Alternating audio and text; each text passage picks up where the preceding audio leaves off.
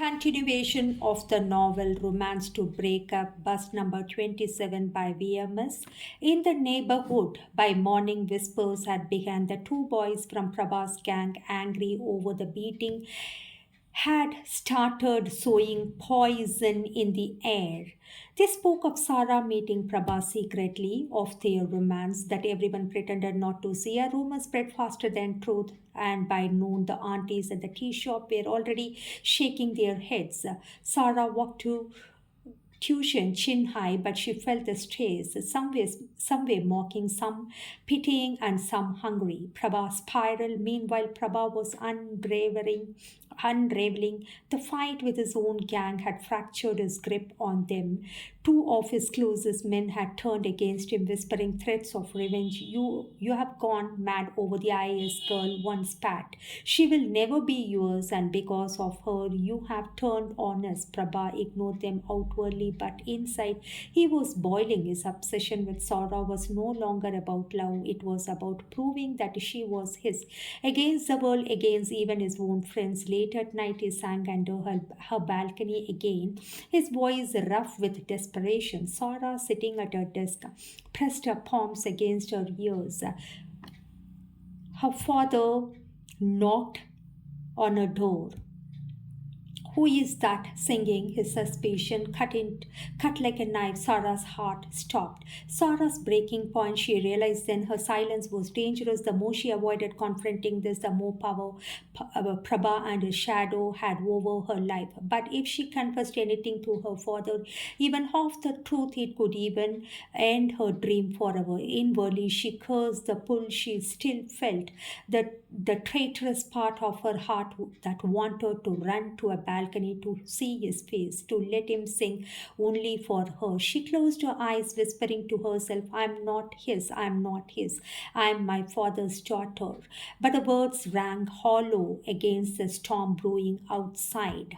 The spiral is now tightening. Family suspicion is rising, especially from her father. Neighborhood gossip is spreading fast, and Prabha's gang has splintered. His enemies ready to use Sarah as a weapon. Sarah's inner conflict is eating her alive. The next chapter, walls closing in. Whispers in the wind. By the end of week, the neighborhood was buzzing. Sarah felt it in the way women passed their gossip. When she walked by, in the way men at the tea shop looked at her with knowing smirks. Beautiful girls don't stay untouched for long, one man muttered, loud enough for her to hear. Her fist clenched, her stride faster, but his words stuck like tar. The father's doubt at home, her father began to notice the cracks in her composure. Her eyes lingered too long at the window. Her hands trembled when he mentioned her studies. Are you hiding something from me, Sarah? He asked one evening, his voice quiet but sharp like a blade.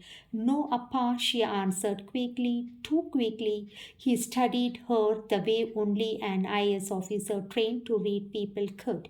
He didn't argue further, but his silence afterward weighed heavier than any scolding.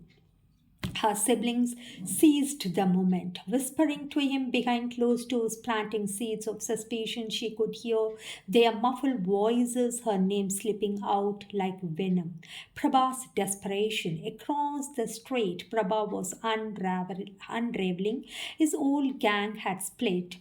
Half followed him, half despised him. The two he had beaten that night of the fest now whispered filth about Sarah in every corner of the town. Prabha fought them wherever he found them, at the bus stand, in the alleys, but the damage was done. Rumors were a wildfire, and fists could not dose them.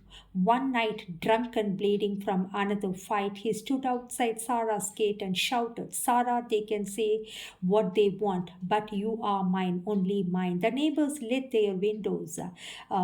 Her father stepped outside, cold face as stone. Sarah, trembling behind the curtains, felt her world collapsing.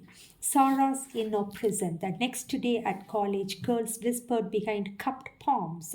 A professor gave her a long, disappointed stare. Even her closest friend avoided her. Sarah felt the suffocation everywhere at home, in the streets.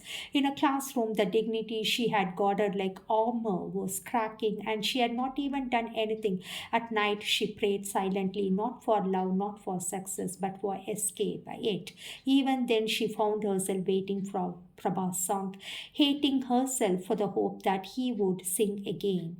The noose is tightening. Sarah's father is silently watching, suspicion sharpening. Her siblings are feeding the fire.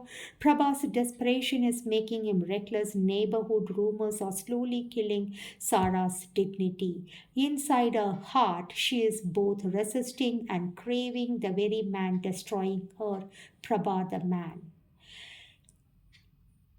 The chapter Fire in the Dark. The breaking point. Sarah could no longer breathe under the weight of whispers. Her father's silence cut deeper than words.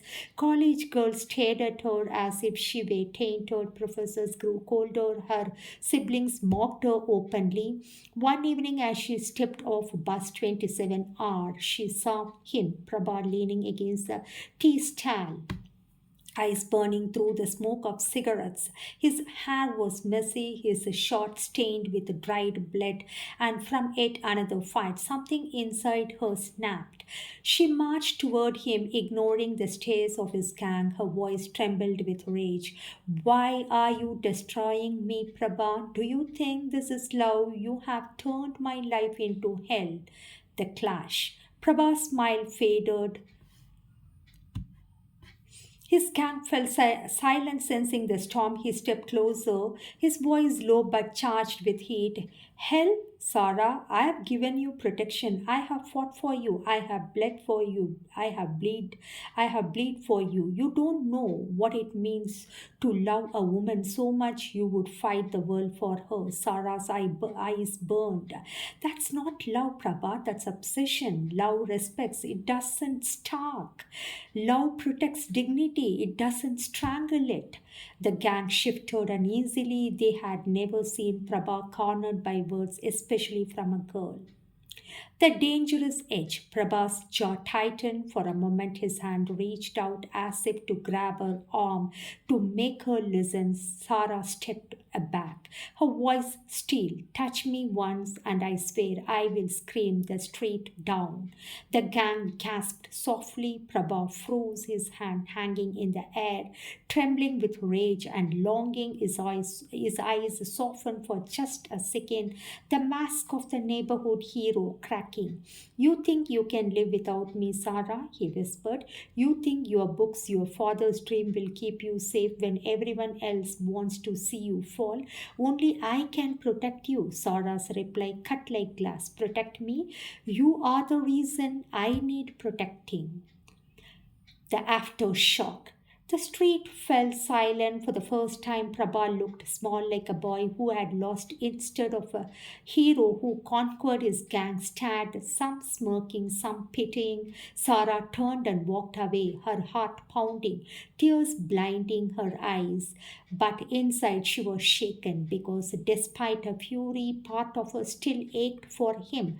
Prabha stood rooted, his pride shattered, but his obsession only deepened. To him, this wasn't an ending, it was war.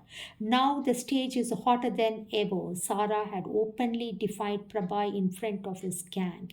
His pride is broken, which could push him into darker, more desperate acts. Sarah's dignity is intact for now, but the neighborhood whispers won't stop. Her father is on the brink of action as the pressure mounts.